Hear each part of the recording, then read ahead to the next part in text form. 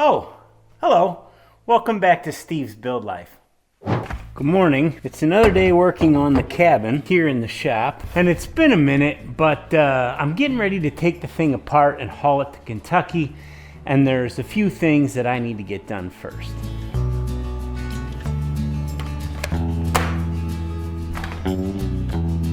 It was minus 12 when I got up this morning. It's crazy.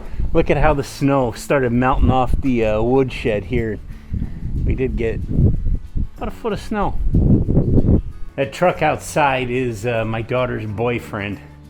And I got up this morning and, well, there was an extra pair of shoes in our mudroom. I don't know how you guys feel about it, but she's 17. She's still in high school. Those boyfriends should not be spending the night. And so as a father, your first instinct is just to lose it, and I look outside, maybe, I don't know, put his boots on, let his truck's still here, but it's in a different spot. Just calm down, Dad. You trust your daughter, she's responsible, but it's my little girl. He got stuck in a whiteout trying to go home last night, and I was in bed and just decided it was better to come back, and so I found him sleeping in the guest room. Good boy.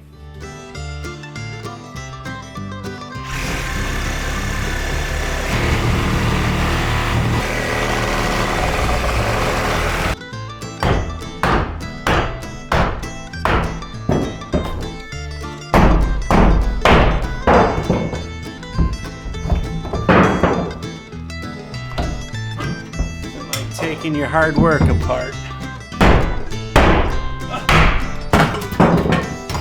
Also helps if I can use the hammer properly.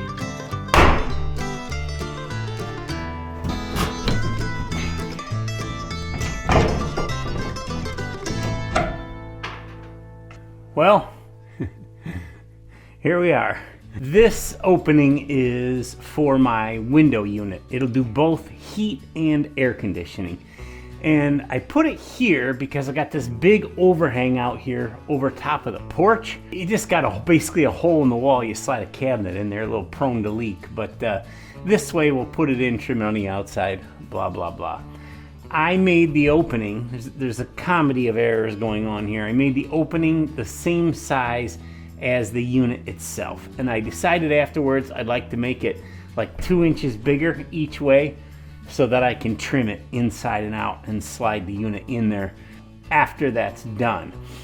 In addition to that, this beam right here is a load-bearing beam that carries the weight of the roof. Now, this is a very small cabin.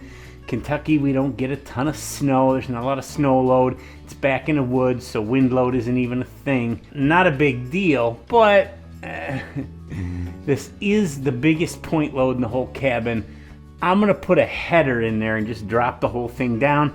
I gotta reframe it to fit the unit anyways. That's what we're gonna do.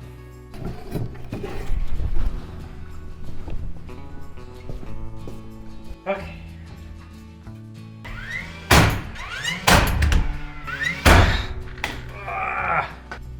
Now I'm gonna get mad and break my hammer. Let's try again. Fire's fine now.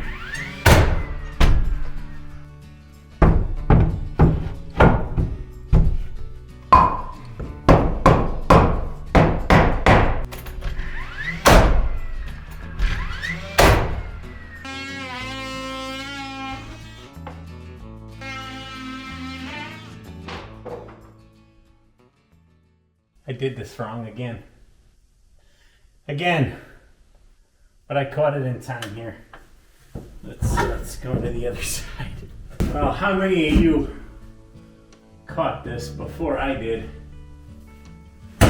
Be a very simple fix, but I put this cripple under the header here, and now I've got this big beam sitting on here, and I've got no cripple under this side. So we need to knock this one over 1.5 inches to make room to put one in this side.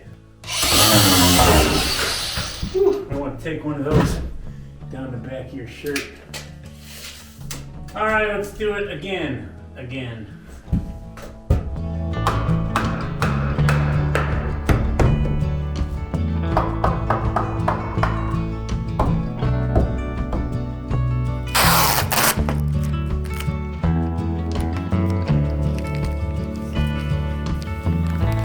Got her all done while you guys were on the charger.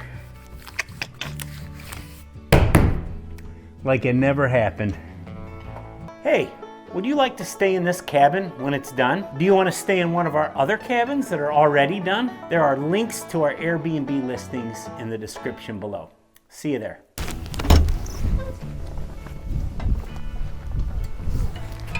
Go through a lot of wood when it's this cold.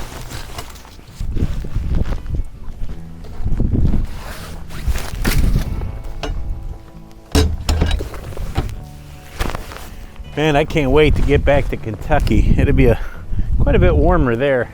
Gavin and his dad and I are going to go there in a couple weeks, and we'll be putting the concrete piers in for this cabin. That'll be pretty cool. Let's get inside.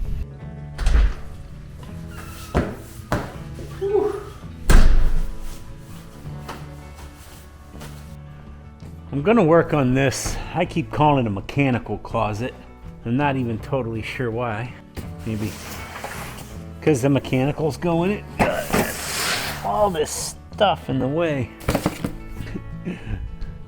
Look at this. So in my shop right now, I got my truck up here because it is so cold. I think we can get around the front. And my daughter, I call her Tupac because she's always bumping, put her Jeep in here, and I was like, pull it as close to the cabin as you can so that I can, walk around the back over there. I would say she understood the assignment. It's the same pump I have in the, radiant heat, that floor is warm. It's the same pump I have in my other cabin. Bolts down to the ground. I think we're gonna put it right here. I'm gonna put a heater mat on the bottom and insulate and heat this cabinet so that if anyone needs to work on the pump, change it, fiddle with it, whatever, even listening to it, you're not hearing it inside that little cabin as it goes off. They'll hear it a little bit out here. Let's see, this is a water heater.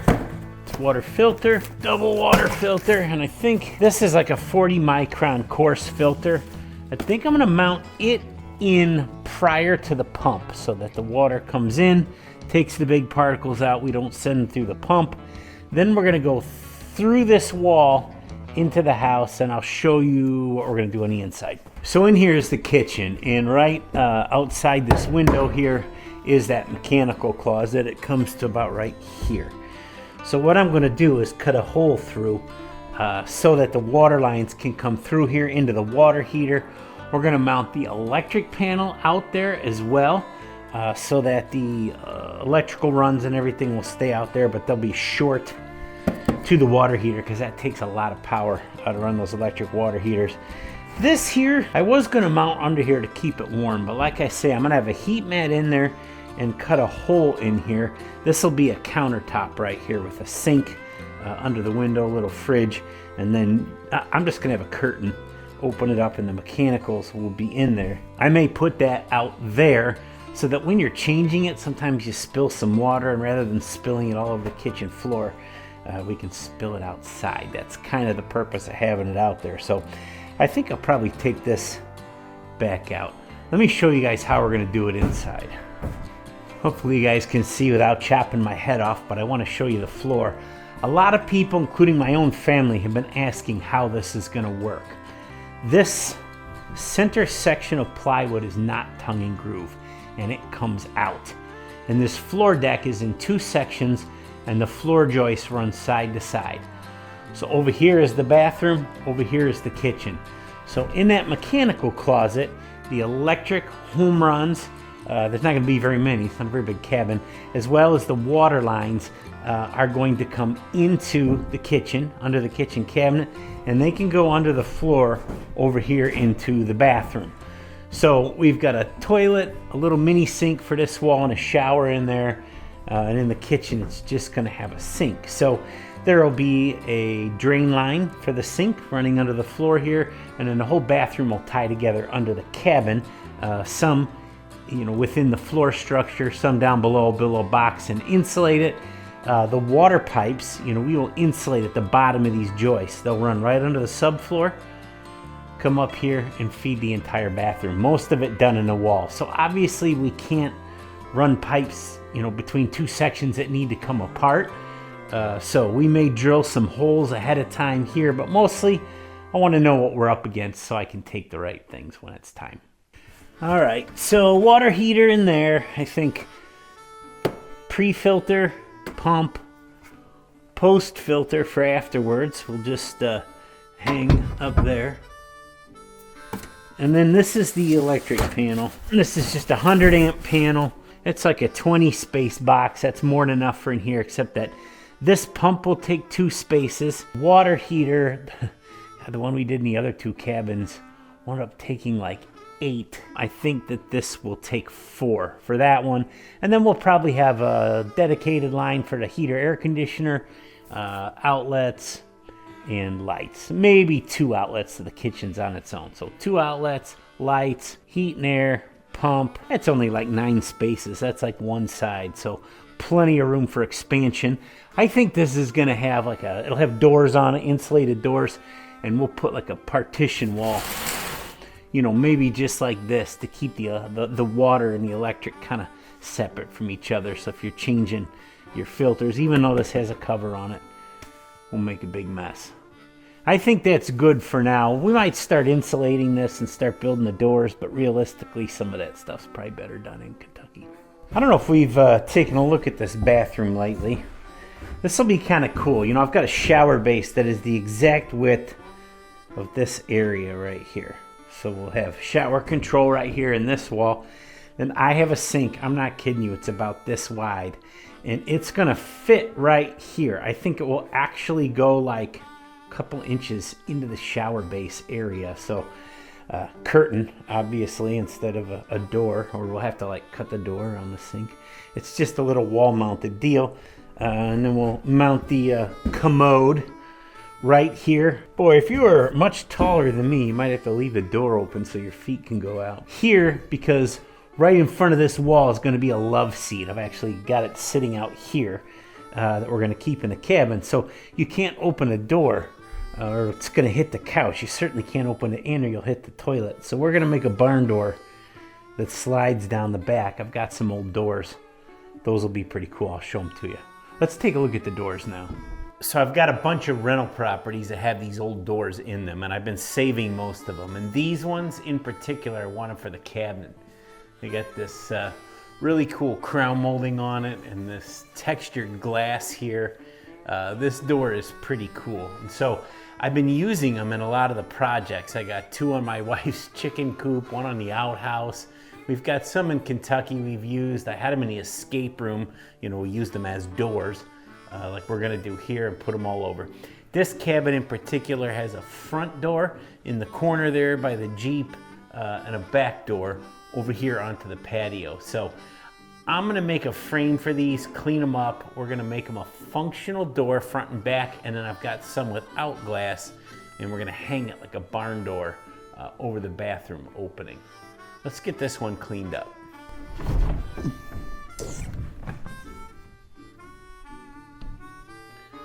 Don't want to break that glass.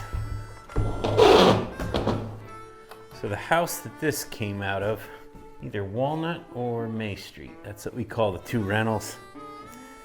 And those both are pre-1860. So that glass has been in there for a long time. It's like somebody's got some book tape and duct tape holding it together. I've got a digital lock that mounts on the surface. Man, they worked the deadbolt in here and chewed out part of this crown molding. I'm going to take this all apart, clean it up. We'll have a surface mount. Probably try and plug this. We'll clean it up. I'm going to leave it all beat up like this. I'll put a clear coat on it, maybe some antiquing, so some of these lighter white stuff kind of dull up, a little more contrast. We'll get a little artsy with it, but this is going to be cool. I'm pumped.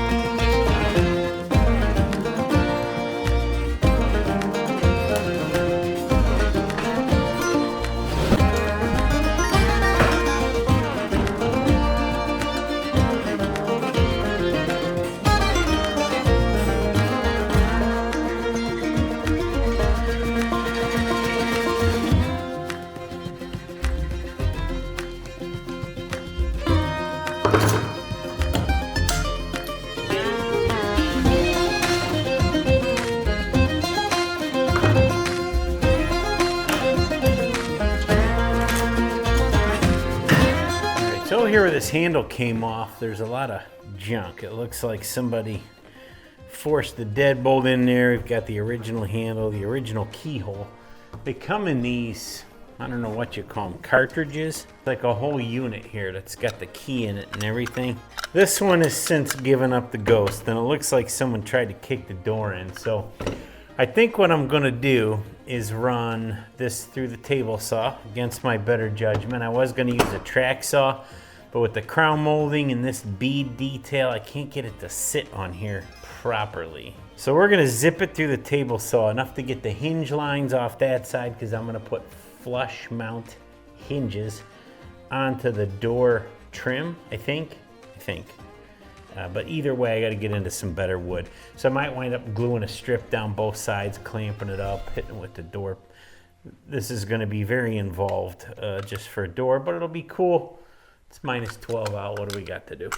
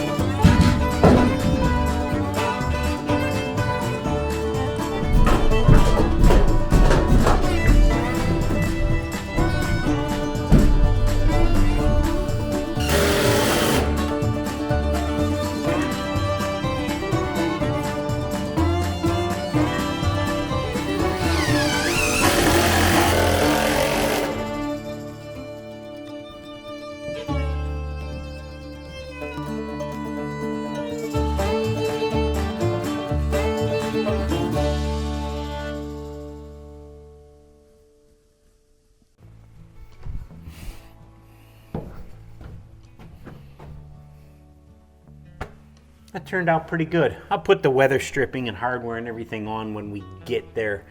They take a beating moving them around, and I've got to take it out to haul the thing to Kentucky.